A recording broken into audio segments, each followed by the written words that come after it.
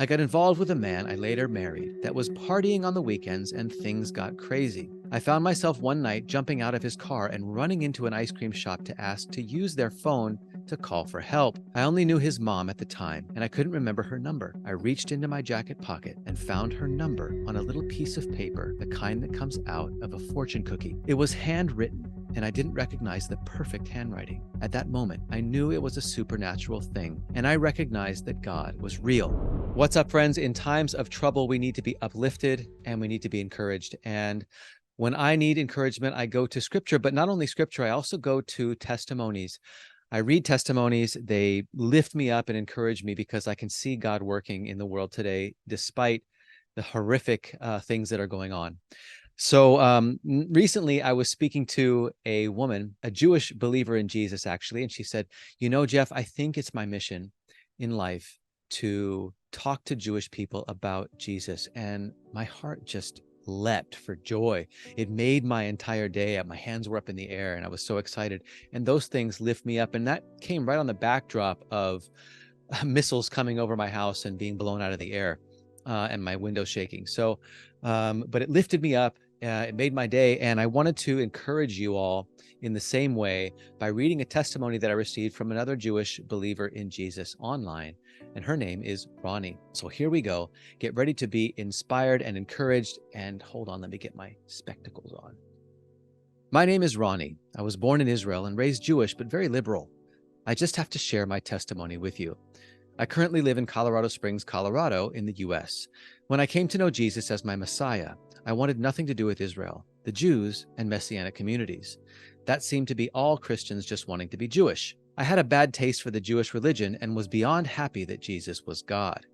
You'll understand more when I share my testimony.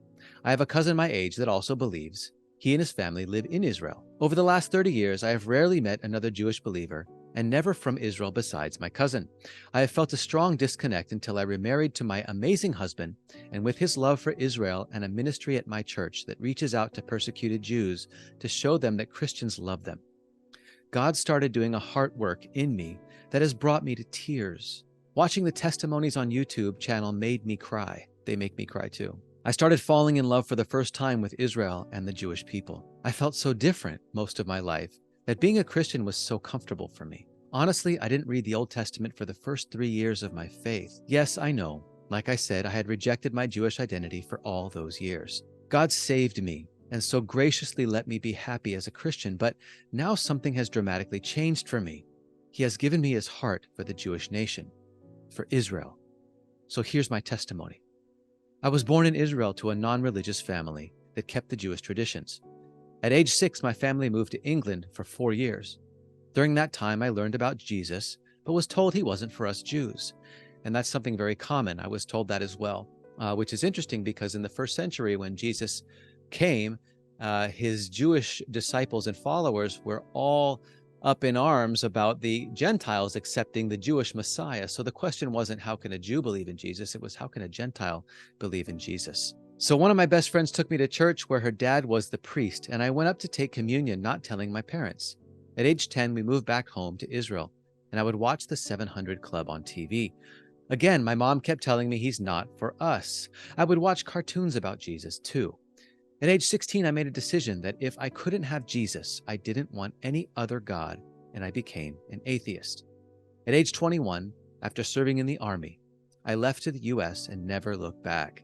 I got involved with a man I later married that was partying on the weekends and things got crazy. I found myself one night jumping out of his car and running into an ice cream shop to ask to use their phone to call for help. I only knew his mom at the time, and I couldn't remember her number. I reached into my jacket pocket and found her number on a little piece of paper, the kind that comes out of a fortune cookie. It was handwritten, and I didn't recognize the perfect handwriting. At that moment, I knew it was a supernatural thing, and I recognized that God was real. As a Jew, I went searching and asked my neighbor, a pastor and his wife, how could I know who the true God was? They gave me a book, Jews for Jesus, and after reading the testimonies, I was so happy it was Jesus, because most of my childhood I wanted Jesus and was told no by my mom. When I asked how I could talk to God, they told me to go somewhere quiet and just talk to him and listen. After spending 2 weeks reading and talking with God, Counting the cost, I gave my life over to God. I then drove to my neighbor's church, and with so much joy, I proclaimed I was a believer.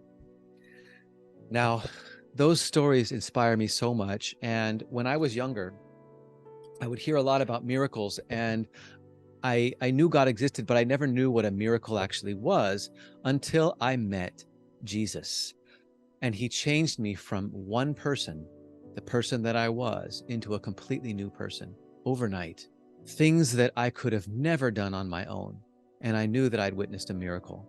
And from that point on, I made it my life's work to talk to people about Jesus as a Jewish man. And why is my work directed primarily to Jewish people? Because the Jewish people are still considered an unreached people group. So if you have Jewish friends, take that into consideration. So thank you, Ronnie, so much for sharing your testimony. And it was such a joy to meet you and your husband here in Israel. God bless you. And to those that are watching, if you like this kind of content, give it a thumbs up, leave your comments down below, and don't forget to subscribe to the channel. God bless you all, and see you in the next one.